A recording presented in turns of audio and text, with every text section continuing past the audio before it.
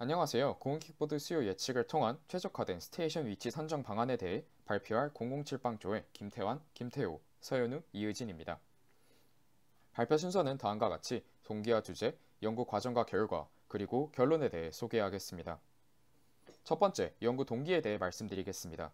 저희는 PM의 화두성과 더불어 공익킥보드의 현 문제점은 무엇인지에 대해 집중했습니다. 이 도표를 보면 알 수 있듯이 한국교통연구원에서는 국내 PM 시장이 빠르게 성장하고 있으며 성장세의 많은 부분을 전동 킥보드가 차지할 것으로 예상했습니다. 가파르게 성장 중인 PM 시장에서 고무 킥보드의 실상은 어떠한지 점검해 보았습니다. 실로 따릉이에 비해 고무 킥보드의 입지는 그리 높지 않습니다. 그 이유를 저희는 특정한 대여 장소 없이 모빌리티가 근처에 있는 상황에서만 이용할 수 있는 프리 플로팅에 있다고 진단했습니다. 실제로 많은 사람들이 현 상황에 대해 통행의 불편함과 경관 침해를 호소하고 있으며 정작 사용자가 필요로 하는 곳에 공유킥보드가 배치되어 있지 않은 현실은 공유킥보드 회사의 앱 사용 기록을 봐도 알 수 있습니다. 이에 따라 저희는 현재의 상태를 프리 플로팅이라고 정의하고 앞으로 나아가야 할 이상적인 상태를 특정 위치에 대여 장소를 설치해서 그 장소에서만 대여와 반납이 가능하도록 하는 스테이션 베이스드로 설정했습니다. 카카오에서도 공유킥보드의 스테이션화에 대한 사업을 기획 중인 현 상황에서 공유킥보드의 스테이션 베이스드 운영에 그 타당성을 더하기 위해 어느 장소에 스테이션을 설치할 것인가 라는 것에 초점을 두어 연구를 설계했습니다. 연구 주제는 공유킥보드 수요 예측을 통한 최적화된 스테이션 위치 선정 방안입니다. 첫째, 거시적 관점에서 스테이션 베이스드 서비스 제공이 효율적인 지역을 선정하고, 둘째, 미시적 관점에서 해당 지역에서의 최적의 스테이션 위치를 선정했습니다. 연구 1과 연구 2 모두 공통적으로 공유 킥보드 회사 디어의 수요 데이터를 활용해서 기계학습 모델을 구축하고 이를 이용해 결과를 도출했습니다. 이제부터는 연구 설정부터 시작해서 변수 선정, 모델 구축, 그리고 최적화, 목표 설정까지의 내용을 말씀드리겠습니다. 연구 1의 개요입니다. 서울 전역을 헥사곤 셀로 분할하고 데이터를 가공하고 각 셀별로 수요를 예측한 후 공유 킥보드 수요가 가장 많은 지역을 찾는 총 4단계로 진행했습니다. 처음으로 할 작업은 서울 전역을 헥사곤으로 나누는 것입니다. 저희는 공간 데이터의 분석과 시각화에 편리한 ArcGIS 툴을 이용했습니다. 적절한 셀 크기를 정할 때에는 킥보드가 보행의 대체제인 전과 도보 통행 범위가 300m 이내라는 선행 연구를 이용해서 다음과 같이 100m 또는 250m로 설정했고 두 케이스 각각에서 모델을 구축하고 정확도를 비교 분석했습니다. 이때 경사가 가파른 곳이나 하천처럼 수요가 존재할 수 없는 셀은 사전에 제거했습니다. 이제 실질적으로 데이터를 헥사곤 셀에 맞추어 가공해야 합니다. 지형, 교통 유발 개수, 건물 면적, 유동 인구, 도로망, 디어 데이터 등의 로우 데이터를 적절히 편집해서 러닝 모델의 트레인 데이터로 삼았습니다. 각 데이터는 몇몇 선행 연구와 합당한 가정들을 도입해 아래와 같은 과정으로 가공했고, 특히나 유동 인구와 관련해서는 해당 시설로부터 얼마나 먼 거리까지 영향을 주는지를 나타내는 지표인 영향도를 산정했습니다. 마지막으로 아웃풋이 될 공유 킥보드 수요는 디어사의 출발 도착 합 데이터를 이용했습니다. 이때 제로셀 문제를 방지하기 위해 15개 미만인 셀을 제거해서 디어사의 주요 사업 지구인 건대 입구 주변 데이터만을 활용했습니다. 각종 데이터에 대한 매핑 결과입니다.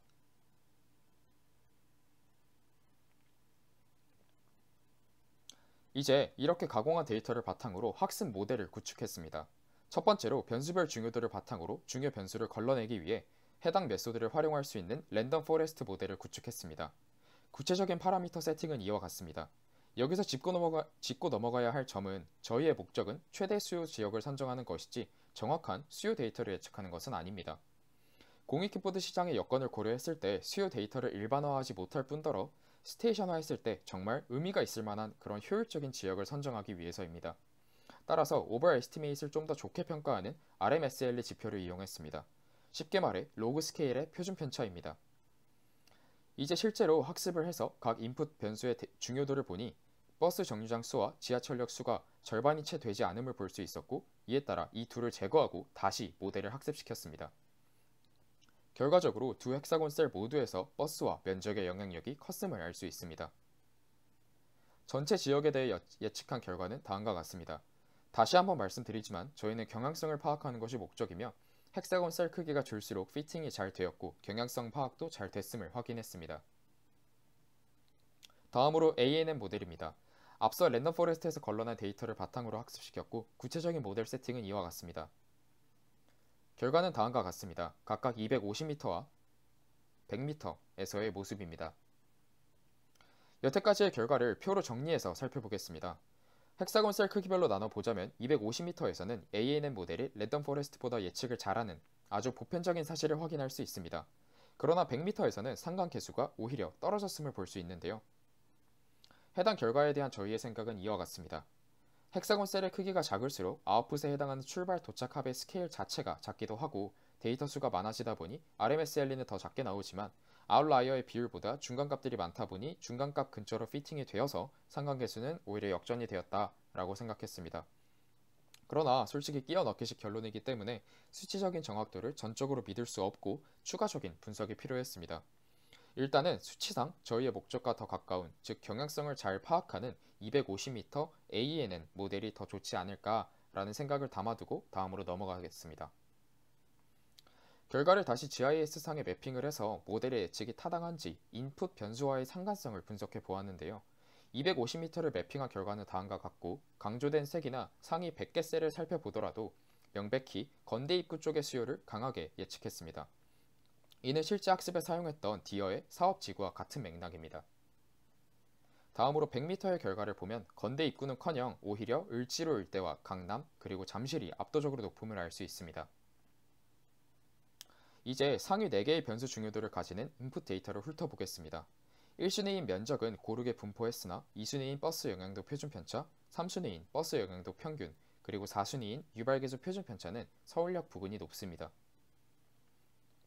여기서 내릴 수 있는 결론은 두 가지인데요.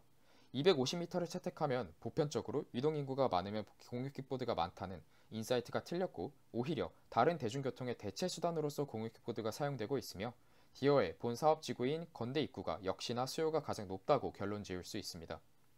반면 100m를 채택하면 이 250m에서의 ANN 결과는 디어 데이터에 오버피팅 된 것으로 디어 데이터 자체가 전체 수요를 대변하지 못하며 공유킥보드는 지하철과 버스의 대체 수단이 아닌 상호 보완적인 관계라고 결론 지을 수 있습니다.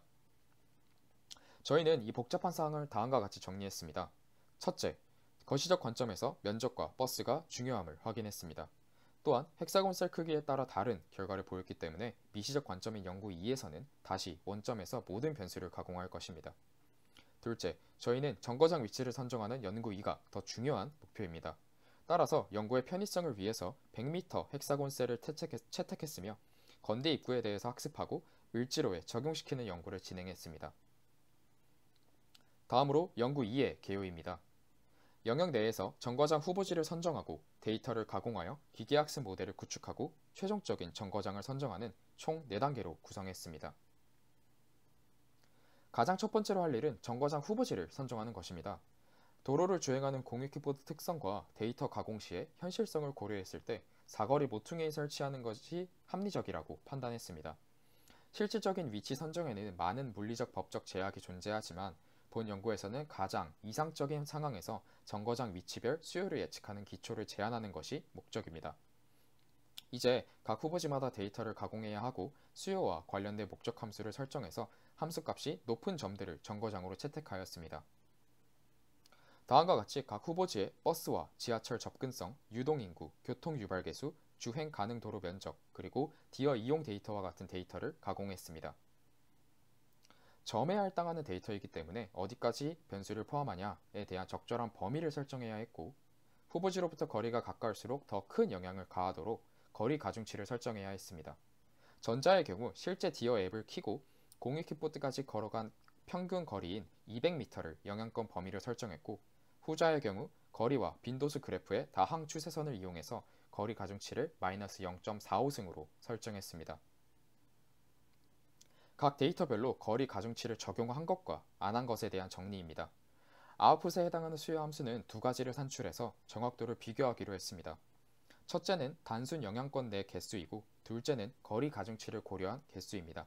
앞으로 각각 디어 개수와 디어 거리 지수로 명명하겠습니다. 대중교통 및 유동인구 가공 방법은 다음과 같으며 일반적인 직선 거리가 아니라 도로망을 기준으로 한 네트워크 거리를 통해서 타당성을 높였습니다. 데이터의 매핑 결과는 다음과 같습니다.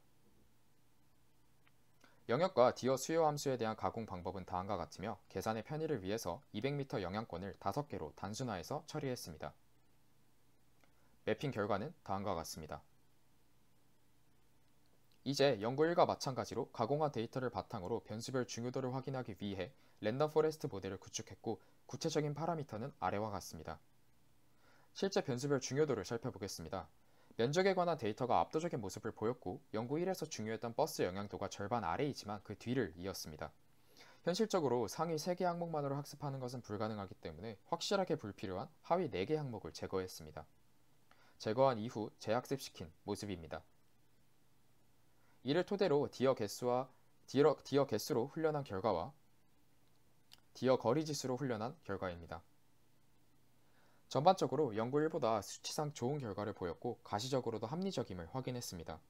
RMSL리와 상관계수가 상반된 결과를 조금은 보이지만 큰 차이가 아니므로 해당 모델을 신뢰하고 걸러낸 변수로만 ANN 모델을 학습시켰습니다. ANN 모델에 대한 구체적인 세팅은 이와 같습니다. 디어 개수로 훈련한 결과와 디어 거리 지수로 훈련한 결과입니다. 여태까지의 결과를 표로 정리해서 살펴보겠습니다. 전반적으로 연구 1에 비해 기계학습 모델의 성능이 안정적입니다. 또한 수치적으로나 가시적으로나 디어 거리 지수를 예측하는 ANN 모델의 성능이 가장 좋습니다. 거리 지수에 대한 성능이 더 높은 것을 통해서 전처리 과정에서 거리 가중치를 고려한 것이 합리적인 판단이었음을 알 수 있습니다. 해당 모델에 디어 거리 지수를 매핑한 결과는 다음과 같으며 실제와 큰 차이 없이 잘 피팅되었습니다.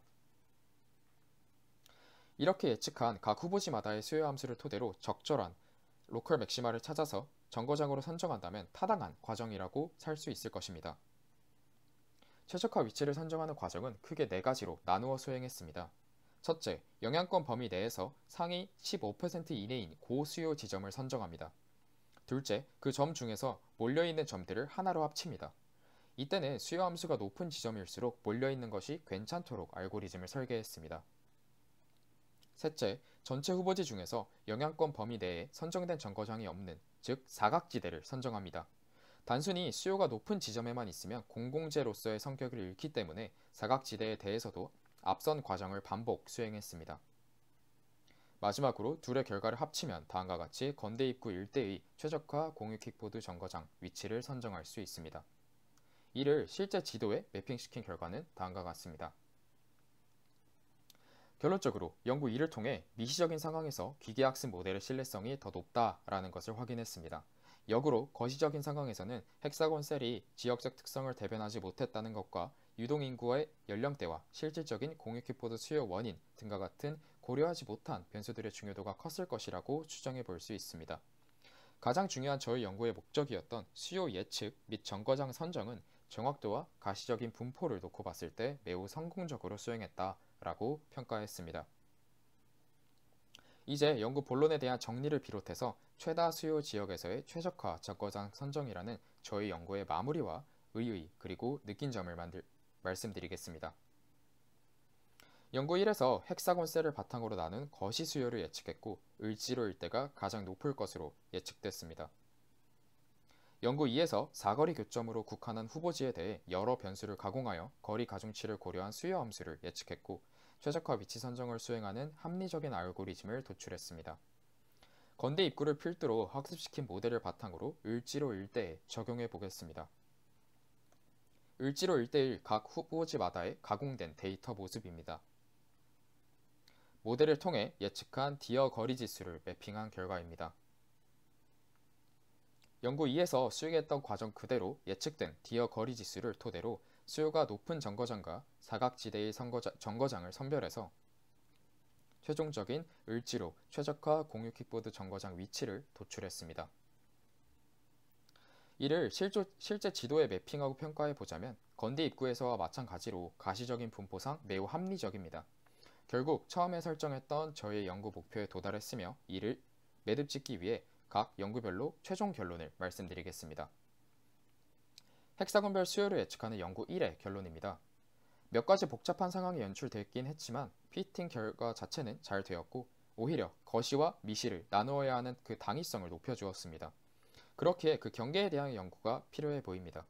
또한 깔끔하게 결론짓지 못한 250m와 100m에서의 결과 해석을 보강하기 위해서는 영역 구분 방법과 변수 선정에 대한 다양한 시도들이 필요할 것으로 생각합니다. 사거리별 수요를 예측하는 연구 2의 결론입니다. 연구 1과는 다르게 매우 안정적인 피팅 결과를 보였습니다. 영향권과 거리 가중치 설정 과정에서 디어 데이터의 특성을 최대한 반영한 점이 높은 정확도로 이어졌다고 생각하며 수업 시간에 배운 그래비티 모델의 아이디어를 현실적으로 검증하는 유의미한 과정이기도 했습니다. 최적화 위치를 선정하는 알고리즘은 가시적인 분포로 보았을 때 합리적이다라고 평가했지만 이에 대한 객관적인 평가 기준에 대한 연구가 필요해 보입니다. 끝으로 최다 수요 지역에서의 연구 결과도 합리적이었는데요. 그러나 거시적인 변수를 고려해서 모델을 구축한다면 건대 입구에서 학습한 모델을 다른 지역에 그대로 사용했다는 점에 대한 연결점을 더욱 견고하게 할 수 있을 것입니다. 본 연구는 다음과 같은 세 가지 의의를 가집니다. 첫째, 교통 수요를 예측함에 있어 거시와 미시를 분리하는 것이 매우 중요함을 확인했습니다. 둘째, 태동기에 있는 공유 킥보드 시장의 수요 예측에 있어서 기계학습을 이용한 방법을 제시했습니다. 셋째, 수요를 기반으로 한 정거장 선정의 합리적임을 도출함으로써 공유 킥보드 시장이 앞으로 나아가야 할 스테이션 베이스드 운영 방식의 그 구체적인 과정을 제시했습니다. 마지막으로 연구자로서 본 연구를 수행하면서 느낀 점들에 대해서 말씀드리겠습니다. 지리적 요건을 분석할 때 GIS 툴은 매우 강력한 도구이며 데이터 전처리에 많은 노력을 기울일수록 기계학습 모델의 결과가 명확해진다라는 점을 다시 한번 깨달았습니다. 연구를 진행할 때 한 단계 넘어갈 때마다 그 연결점을 견고히 하기 위해서 타당한 근거를 마련하고자 노력했는데 이러한 과정들이 나름 의미 있는 결론을 이끌어내는데 큰 도움이 됐습니다. 저희가 이번 연구에서 사용한 레퍼런스를 보여드리는 것을 끝으로 발표를 마치겠습니다. 들어주셔서 감사합니다.